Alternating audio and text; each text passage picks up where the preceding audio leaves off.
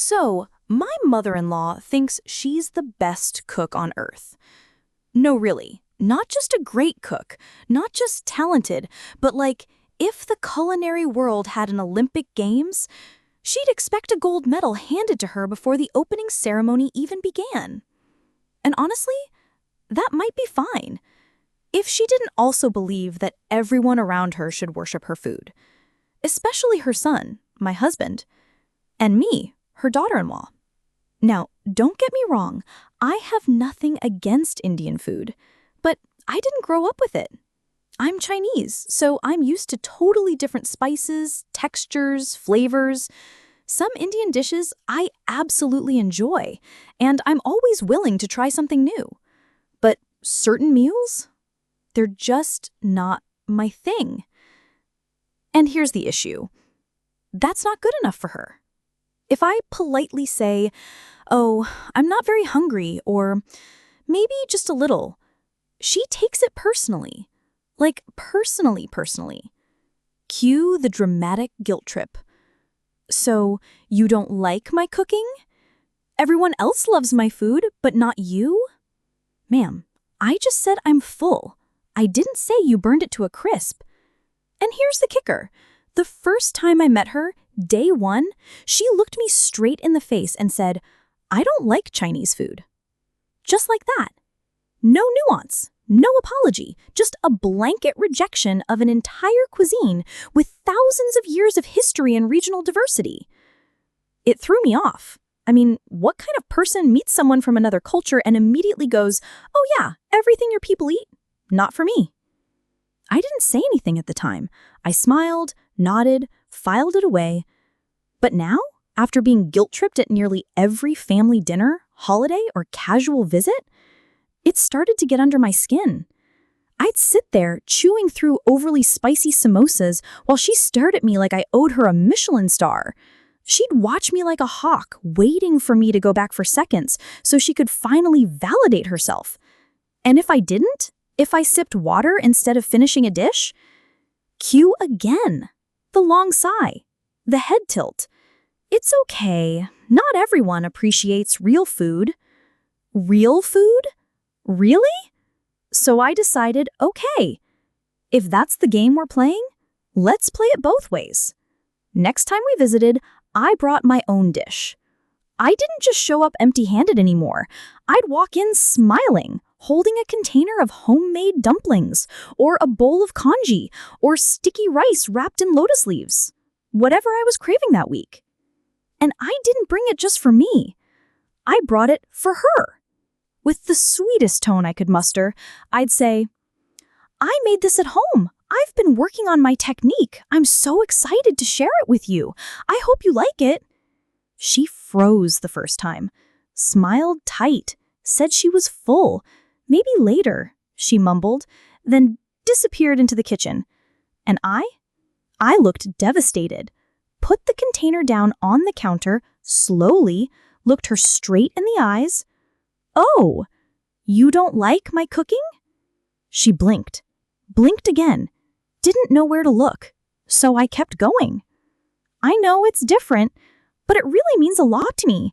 My family always made this on weekends. I just wanted to share something that reminds me of home." Cue guilt trip reversal. It was like watching someone caught in their own trap. And the best part? It didn't even feel mean. I wasn't raising my voice. I wasn't insulting her food. I was just playing her game. Better. Because every time I brought food, I repeated the same act. Warm smile, big energy, enthusiasm. "Oh, you have to try the soup. I boiled the bones for 6 hours. The flavor's so deep. I made dumplings from scratch, rolled the wrappers by hand. My mom used to make this exact recipe when I was little." And every time, she made an excuse.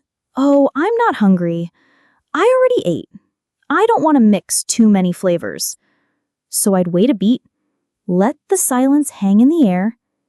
"Oh, so you don't like my cooking?" One time, I even faked a little choke in my voice, just a small one, enough to make her eyes widen. Another time, I sniffled dramatically and said, "I always hoped you would enjoy my food the way I try to enjoy yours."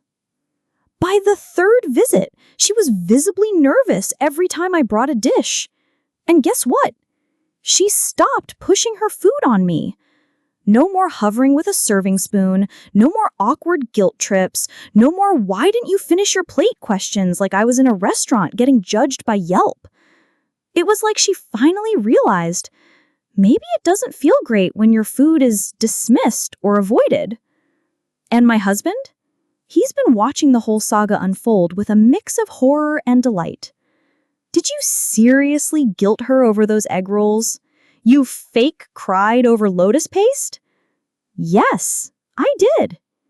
Because the thing is, it worked. It wasn't about revenge, not really.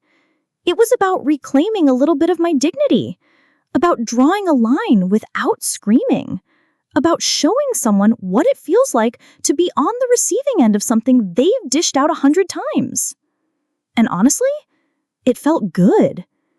There's something so satisfying about flipping the script, especially when it's done politely, sweetly, and with a big helping of bless your heart energy.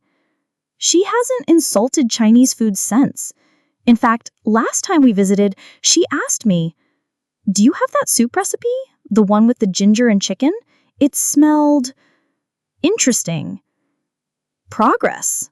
Baby steps." We're not best friends now, but we've reached a place of cautious neutrality. She leaves me alone about her food. I leave her alone about mine. And every now and then, I catch her watching me take a bite of something with just the tiniest bit of curiosity. Maybe one day she'll try it. Maybe not. Either way, I'm bringing spring rolls next time. And if she doesn't eat them, well, you already know what I'll say. Target model for the story. Sometimes the best revenge doesn't need shouting. It doesn't need insults. It just needs a mirror. Because when people finally see how they make you feel, even the smallest dose of their own behavior can be enough to make them pause. Food is love, but forcing it, weaponizing it, that's just control dressed up as kindness. So the next time someone tries to guilt you into pretending something tastes better than it does, bring your own dish, bring your own flavor, bring your own dignity. And if they don't eat it, smile, look sad, and say, "Oh, you don't like my cooking?"